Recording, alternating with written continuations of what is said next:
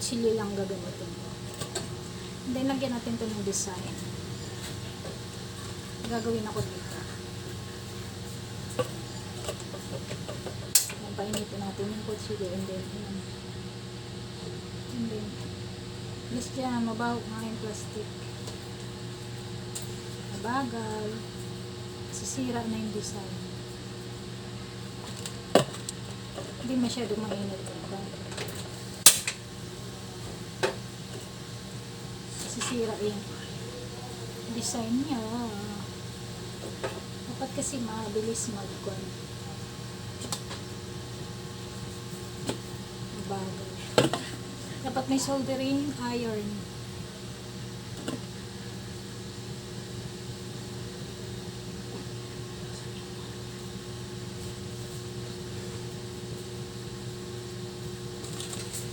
Yan.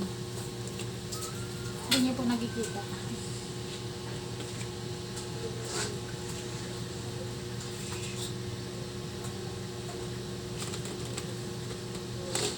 Yan na, natatanggal na. Sira pala yan ha. Parang cup na siya oh. Ang ganda. Bawasan ko na nga lang. Para maging design na siya ng cup.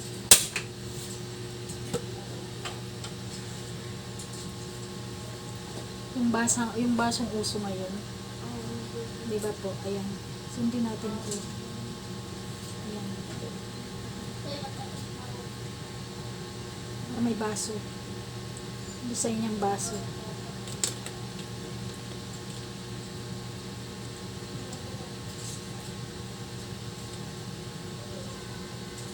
Ito po ay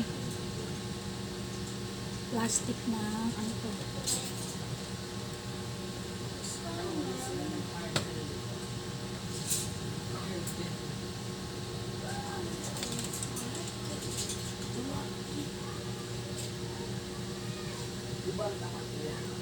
Dapat may soldering iron ito.